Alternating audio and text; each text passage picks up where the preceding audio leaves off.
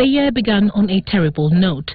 On the 7th of January, two gunmen, Said and Sharif Kouachi, attacked the Paris offices of the French satirical magazine Charlie Hebdo, in the process killing 12 people and wounding 11 others. The gunmen attacked Charlie Hebdo allegedly to punish the magazine for the publication of cartoons that mocked Islam and Prophet Muhammad. Later on January the 9th, the Kouachi brothers were shot and killed in a standoff with police in the north-central of France. The Charlie Hebdo magazine began publishing in 1970 with the goal of satirizing religion, politics and other topics. The attack and the resultant 3 days of terror in France attracted global attention, with world leaders later trooping to France to show their solidarity. The Twitter hashtag #JeSuisCharlie that was created and adopted by freedom of speech and freedom of press crusaders trended worldwide. France and Paris would face similar attacks later in the year when, on the evening of the 13th November, 3 suicide bombers struck near the Stade de France, followed by suicide bombings and mass shootings at cafes, restaurants and a music venue. The attackers killed 130 people, including 89 at the Bataclan Theatre, where they took hostages before engaging in a standoff with police. 368 people were injured in the coordinated attacks. 7 of the attackers also died, while authorities continue to search for accomplices. The Islamic State of Iraq and ISIL claimed responsibility for the attacks, saying it was in retaliation for the French airstrikes in ISIL targets in Syria and Iraq. The President of France, François Hollande, said the attacks were an act of war planned in Syria, organized in Belgium and perpetrated with French complicity. The attacks were the deadliest in France since the World War II and the deadliest in the European Union since the Madrid train bombings in 2004. On the 8th of January, in what was seen as Boko Haram's deadliest massacre in Nigeria, as many as 2,000 people were killed. Women, children and the elderly, who were unable to run fast enough when the insurgents drove into the town of Baga, firing rocket-propelled grenades and assault rifles. Almost the entire town had been torched by the time the militants were done, before they moved to raiding nearby areas.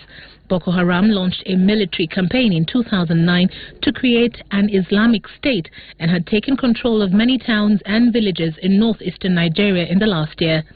It was a conflict that displaced at least 1.5 million people, with officials in the area saying that the village, which had a population of about 10,000, was now virtually non-existent.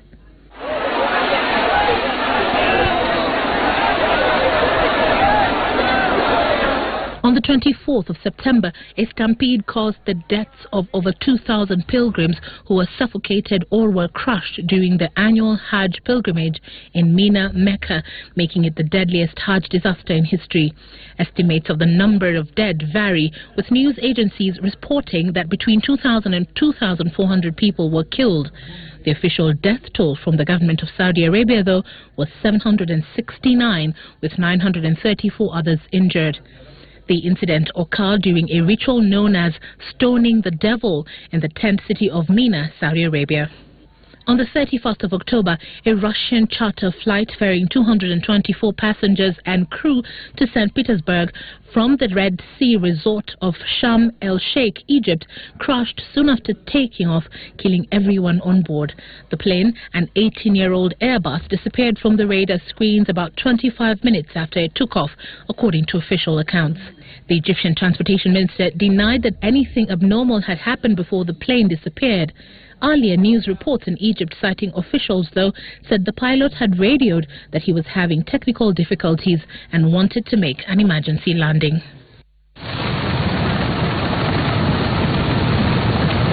On the 14th of January, 63 people were killed and 70,000 left homeless after floods devastated Mozambique and Malawi. A major highway in Mozambique split after 2 bridges collapsed as a result of heavy flooding that killed 25 people and displaced tens of thousands in the country. Heavy rains also devastated neighboring Malawi, where 48 people were killed and about 70,000 left homeless. Malawi President Mutharika declared a third of the country a disaster zone, urgently appealing for foreign aid. On the 25th of April, a 7.8 magnitude earthquake struck Nepal near Kathmandu, killing more than 8,000 people and injuring 17,866. Heartbreaking scenes of suffering and loss played out across the shell-shocked nation as reeled from its deadliest natural disaster in more than 80 years. As the country coped with the fallout of the quake, another natural disaster struck just weeks later on the 12th of May in a popular trekking area north of Kathmandu, and up to 200 people were feared missing as a result of a landslide, a trekking association official said. Quake relief efforts continued, but officials warned that they were hampered by problems of getting aid into the country and then delivering it to some of those in the remote communities who were in desperate need. On the 20th of June, a severe heat wave with temperatures as high as 49 degrees Celsius struck southern Pakistan, causing the deaths of about 2,000 people from the resulting heat and consequent dehydration. The heat wave also claimed the lives of zoo animals and countless agricultural livestock. The event followed another heat wave in neighboring India that killed 2,500 people in May 2015. On the 12th of August, two massive explosions in the port of Tianjin, northern China, killed more than 100 people, left hundreds more injured, and devastated large areas of the city. The explosion took place at a warehouse at the port, which contained hazardous and flammable chemicals, including calcium carbide, sodium cyanide, potassium nitrate, ammonium nitrate, and sodium nitrate. Officials insisted it was not yet clear what triggered the blasts and said investigations were ongoing. The Ebola outbreak in West Africa was first reported in March 2014 and rapidly became the deadliest occurrence of the disease since its discovery in 1976. The epidemic was said to have killed 5 times more than all other known Ebola outbreaks combined. More than 20 months since the first confirmed case recorded on the 23rd of March 2014, 11,315 people were reported as having died from the disease in 6 countries: Liberia, Guinea, Sierra Leone, Nigeria, the US and Mali, with a total number of reported cases estimated to be more than 28,640. The outbreaks in Nigeria and Senegal were declared officially over by the WHO in October 2015 after a 42-day period without any new cases being reported. Sierra Leone was declared Ebola-free on the 7th of November 2015. Liberia has been the worst hit, with more than 4,800 people dead and 10,672 becoming infected. The WHO said that at the peak of the transmission during August and September, Liberia was reporting between 300 and 400 new cases every week. The European migrant crisis began in April this year when a rising number of refugees and migrants began making the journey to the European Union to seek asylum, traveling across the Mediterranean Sea. The migration began following ongoing conflicts and refugee crisis in several Middle Eastern and African countries. By the end of the year, the number of migrants and refugees crossing into Europe by land and sea illegally had passed 1 million, according to the International Organization for Migration, with over 3,000 dying or still missing at sea. Most of the migrants crossed by sea, with more than 800,000 traveling from Turkey to Greece, half of the migrants coming from Syria. The huge influx of migrants also caused significant political rifts within the EU, with some states inside the border-free Schengen area putting up fences and reimposing frontier controls.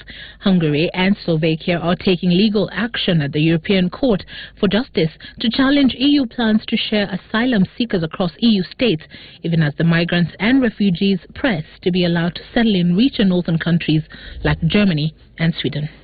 Few still inside the vehicle at this point, but multiple shots fired. 2015 has seen a flurry of high-profile mass shootings in America in what quickly became a disturbing routine that questioned America's gun laws. On the 17th of May, for example, gunfire broke out in Waco, Texas, between 2 rival biker gangs. The gangs proceeded to shoot at intervening police.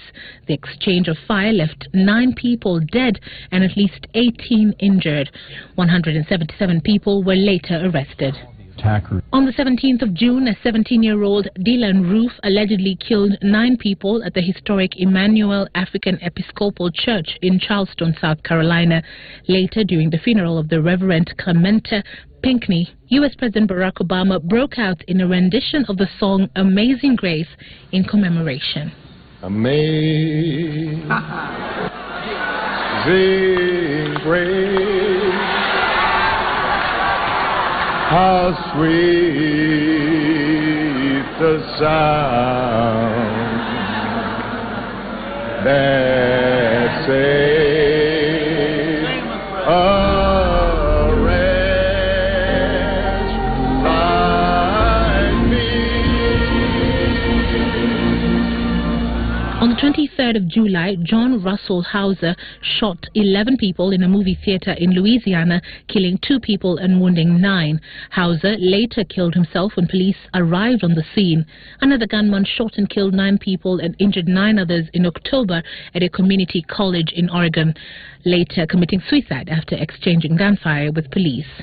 And on the 27th of November, 2 civilians and a police officer were killed when a gunman, 57-year-old Robert Louis Deere, opened fire at a Colorado clinic after a 6-hour standoff.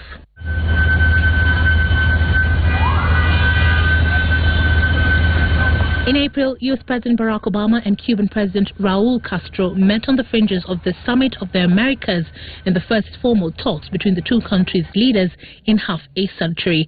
President Obama described the historic meet in U.S.-Cuba relations as a turning point, with President Castro calling for the lifting of the U.S. economic blockade in Cuba in place since 1959.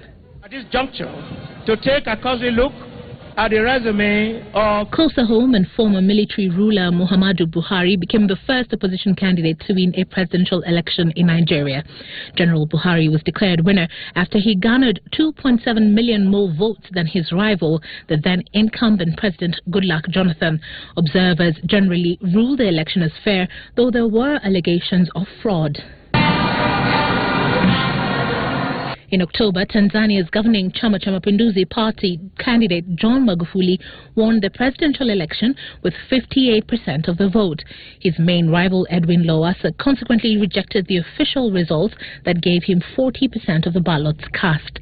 The elections were the most fierce the governing party faced after 54 years in power.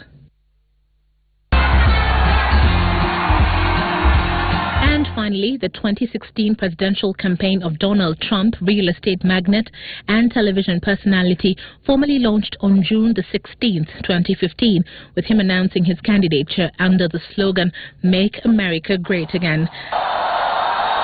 Since then, many international analysts say his entry has placed an irrevocable stamp on U.S. campaign politics.